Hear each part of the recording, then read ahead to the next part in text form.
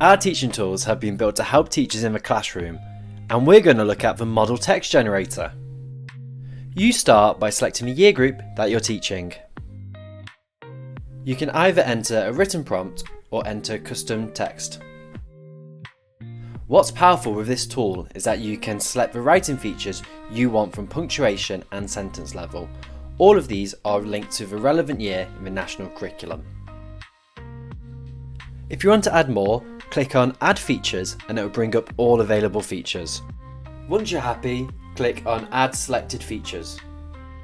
Before you generate, you need to decide on the approximate word length. This tool generates an age-related version and a simplified and greater depth. Below the text, we have an explanation of each writing feature.